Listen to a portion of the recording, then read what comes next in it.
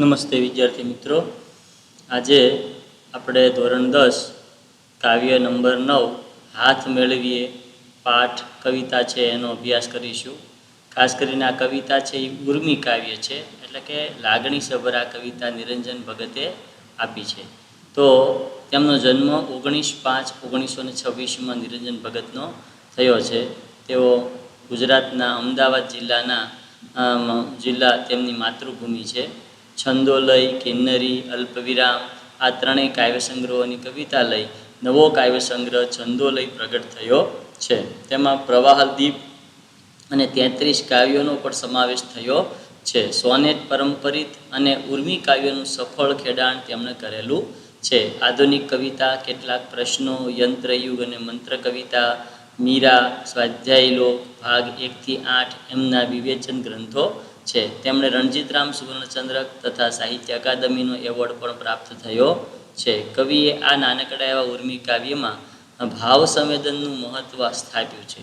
ખરેખર તો માનવ જીવનની અંદર બુદ્ધિ સાથે ભાવનું મિલન પણ હોવું બહુ જરૂરી છે. અહીં હાથ હૃદય ભાવનું પ્રતીક બને છે અને એ બનીને વર્ણવાયો છે. કવિ કહે છે કે મારે ધન, સંપત્તિ, સત્તા કશું જ નથી જોઈતું, બસ મૈત્રીપૂર્ણ હાથ જોઈએ છે. હું હાથ લંબાવીને તમારા હૃદય સુધી પહોંચવા માગું છું. નિસ્વાર્થ સંવેદન બધું જ સવર કરી આપે છે. તેમાંથી હૃદયૈક્ય મેળવવાનો કવિનો મનોરથ પ્રગટ થયો છે, તે નોંધપાત્ર છે. તો અહીં કવિતાની અંદર ઉર્મી એટલે કે ભાવયુક્ત વાત છે એ લખેલી છે. કવિ એમ કહે છે કે હું દરેક વ્યક્તિ સાથે ખૂબ હળીમળીને રહેવા માગું છું, સાથ સહકાર સાથે રહેવા માગું છું અને વસુધૈવ કુટુંબકમની ભાવનાથી જીવવા માગું છું. દરેક વ્યક્તિ, સૃષ્ટિનો વ્યક્તિ એ મારો મિત્ર બને, મારો એક સારો સાથ આપનારો વ્યક્તિ બને, એવી કવિની ઈચ્છા છે.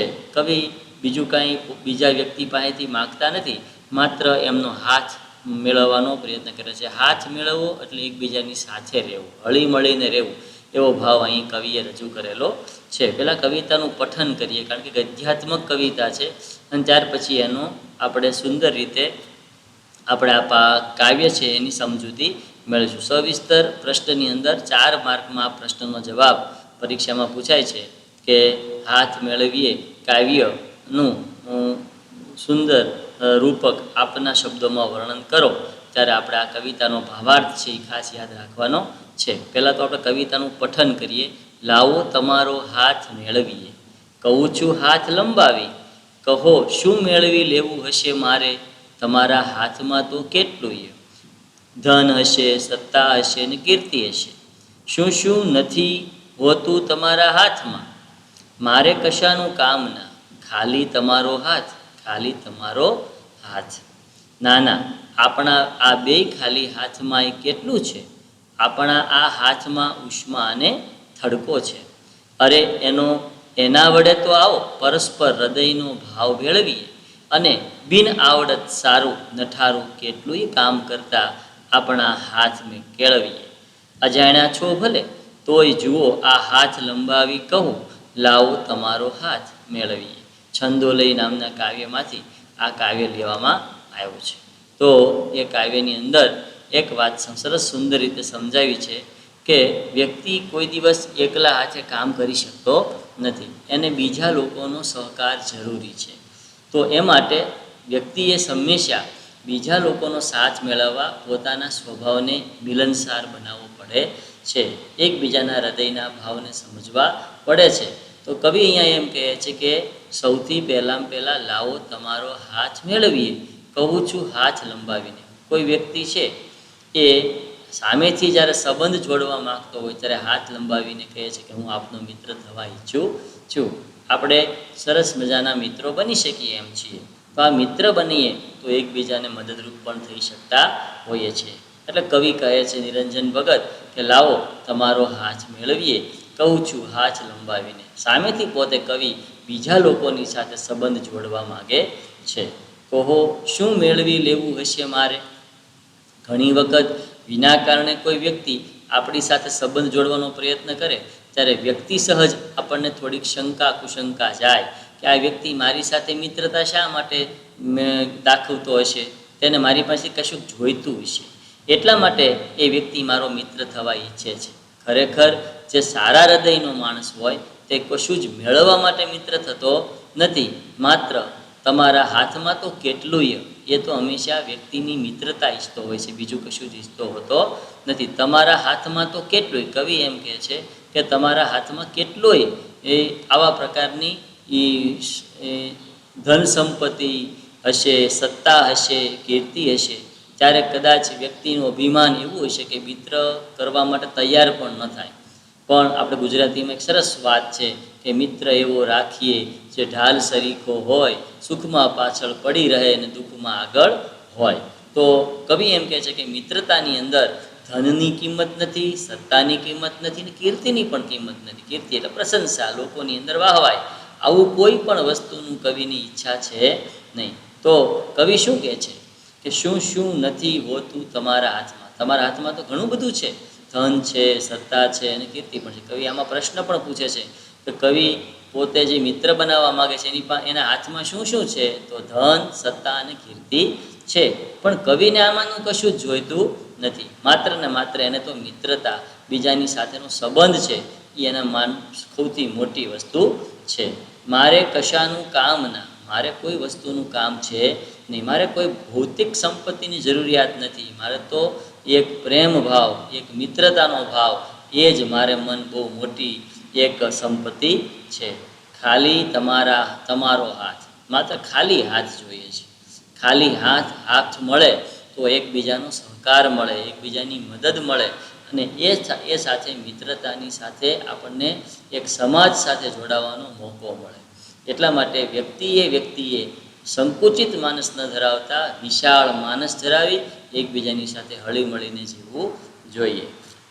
ખાલી તમારા હાથ, બીજું કશું જ જોતું કવિને નથી. નાના આપણા આ બે ખાલી હાથમાંય કેટલુંય છે.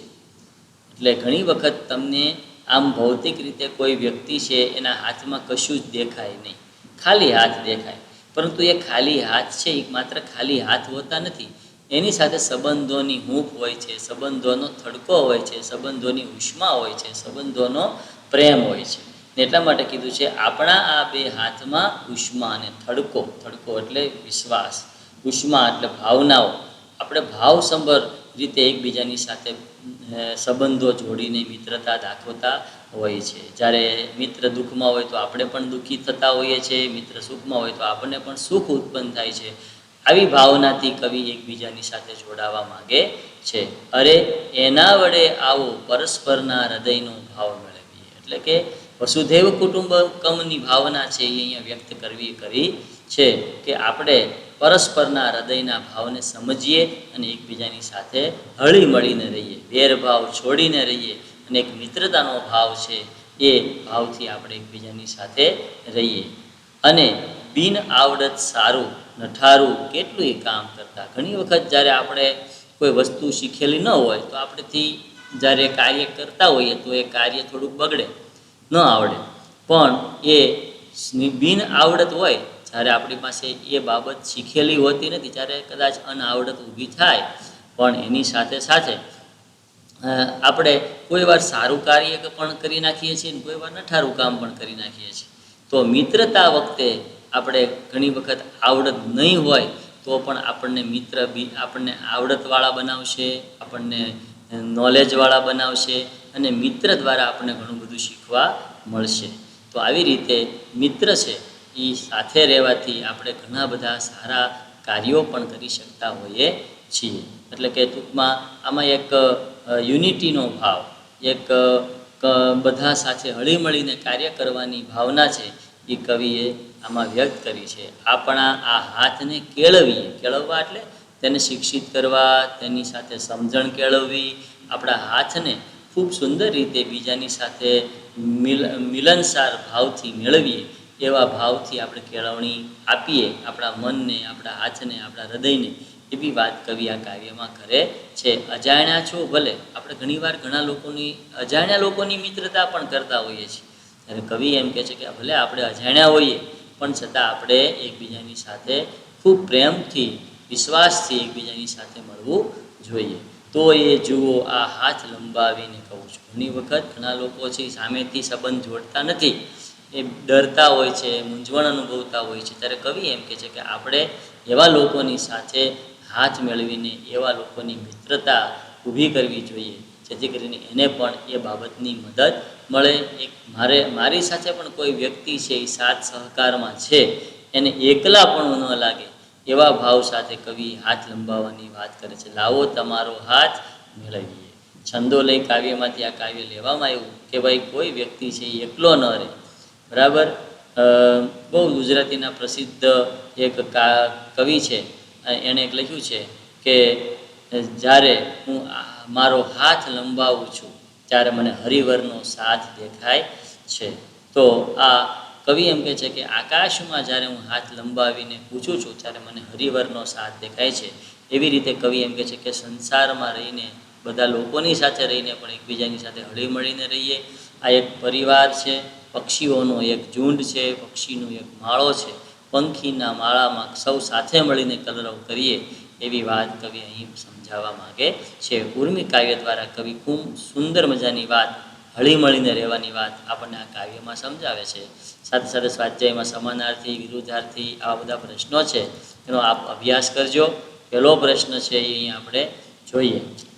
કવિ અહીં કોનો હાથ માગે છે? તો કવિ અહીં અજાણી વ્યક્તિનો હાથ માગે છે, જે ઓળખતો જ નથી એવા લોકોની સાથે પણ કવિ એમ કહે છે કે આપણે મિત્રતાનો ભાવ ઊભો કરવો જોઈએ. હાથમાં ઉષ્મા અને થડકો કહીને કવિ કયા ભાવને ભેળવવાની વાત કરે છે? તો પરસ્પરના હૃદયના ભાવને ભેળવવાની વાત કવિ અહીં કરે છે. કવિ ખાલી હાથમાં શું હોવાનું અનુભવે છે? તો કવિ ખાલી હાથમાં સત્તા, સંપત્તિ અને બધા જ પ્રકારની શક્તિ હોવાનું વાત કવિ અહીંયા સમજાવે છે. કવિ અજાણ્યા માણસને શું કહે છે? કવિ કહે છે કે અજાણ્યા માણસને પણ હું એની સાથે મિત્રતા કરવાનો ભાવ છે એ રાખું છું, મારો એ મિત્ર જ બનીને રહેશે એવી વાત કવિ અજાણ્યા માણસને કરે છે. તમારા હાથમાં શું શું છે? તો આપણા હાથની અંદર સત્તા, સંપત્તિ અને અનેક શક્તિઓ રહેલી છે. હાથ મેળવવા દ્વારા કવિ સૂચવે છે શું? તો કવિ સૂચવે છે કે દરેક વ્યક્તિ સાથે આપણે લાગણી અને પ્રેમના સંબંધો રાખવા જોઈએ. સવિસ્તાર પ્રશ્નના જવાબની અંદર કવિ એવું કહે છે કે આ બેય ખાલી હાથમાં કેટલું છે એવી પંક્તિ સમજાવવાની કવિ કદાચ પરીક્ષામાં પૂછાય. અને ધન, સત્તા, કીર્તિનું કામ નથી એમ કવિ શા માટે કહે છે?